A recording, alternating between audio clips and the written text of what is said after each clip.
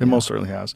I first found out about you because of Fingerprints of the Gods, and one of the things that I found most fascinating when I started going into your work was the idea that the Ark of the Covenant exists in Ethiopia. That's what brought me into this field. Before that, I wrote all about current affairs. That story is so nuts, and it sounds so ridiculous, and people, you go, what? The Ark of the Covenant's real? But then when you go into the history of these people that lived there, and they all suffered radiation poisoning, and it's like, wait a minute. Cataracts over their eyes. Yeah. And let's not forget that there's an indigenous population of Old Testament Jews in Ethiopia, the Falashas, who have their own story about how the Ark of the Covenant got there. Right. Different from the Ethiopian national epic, which is called the Kebra Nagast, the glory of kings.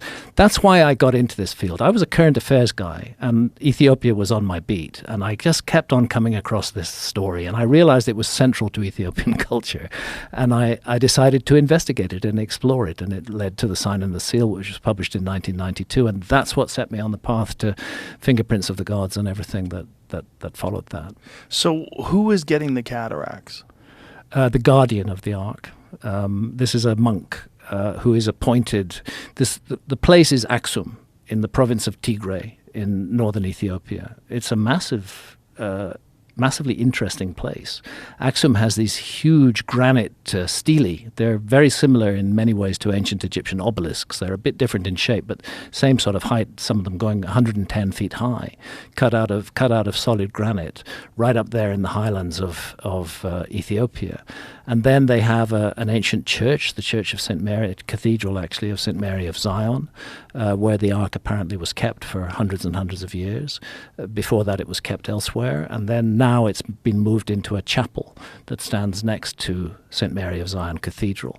And that chapel is guarded by armed men. The whole town is an armed camp that is protecting what they believe to be the Ark of the Covenant, but it's guarded particularly by one guy who is the official guardian of the Ark, and he's elected by other monks to be the guardian of the Ark, and several of them have run away when they get that election, because once you're elected as the guardian of the Ark, when the previous one has died, you're going to be kept in that chapel forever. You'll never be allowed to leave it. So they're close to whatever this object is.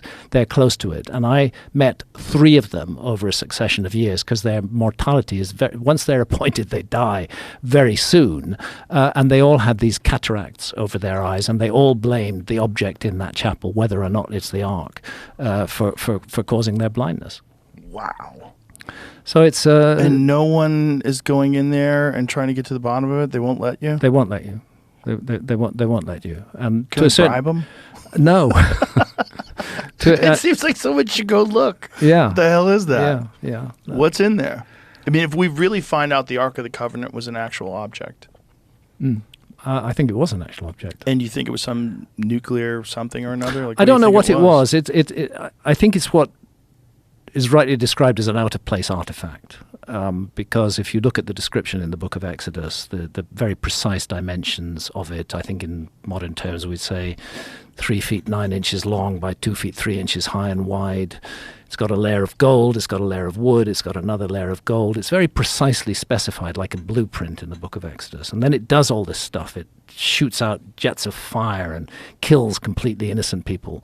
It kills 50,000 Philistines in the city of Ashdod when they briefly capture it from the Israelites and make the mistake of treating it like a tourist object, and they open the Ark of the Covenant and look inside, and suddenly everybody in that city is dying, and what they're dying of is cancerous tumors.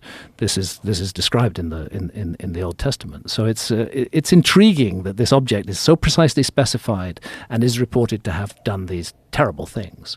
It's just insane that we know where it is. Well, we know that I believe Ethiopia has a very strong claim to it, but that's all I can say, because I've not seen it myself. I've been right outside the door of that sanctuary chapel several times. But did you bring a Geiger counter? No. That would be a good thought. Yeah. Yeah. Imagine it was going nuts as you got close. That would be a good thought. I mean, it's not like it's going to be, if it's radioactive, it's not like it's going to be contained just this one small area. You're going to have traces of it that leak out. That's true. It would be a good way especially if people are getting cataracts from being in the room with it. Yeah.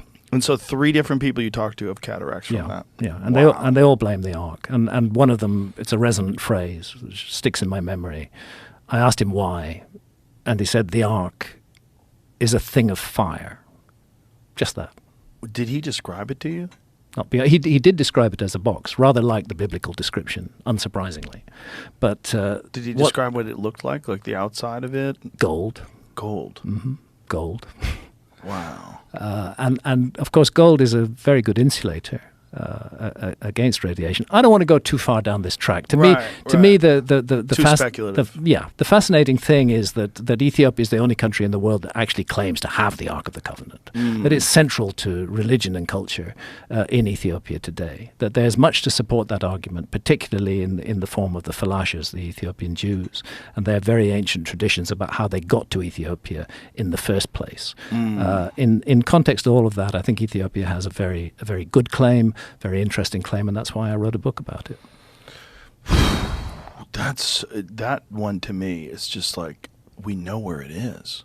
Yeah. That one to me is so crazy that someone is keeping that information from the rest of the humans. Yeah. Because if we found out the Ark of the Covenant was in fact a real object and we know where it is and it does match the description in the Bible, that kind of changes everything. Now all of a sudden the Bible is not just stories and myths. The Bible is some sort of a historical record. Yeah. Well, let's not forget that one of the world's best known flood myths also comes from the Bible, which is the flood of Noah. Right. Which again is part of this worldwide tradition of which I am absolutely convinced Atlantis should be understood as a part of that worldwide tradition of a global flood and the loss of a former civilization. And again, it's one of the reasons why I've done the work I've done over these years.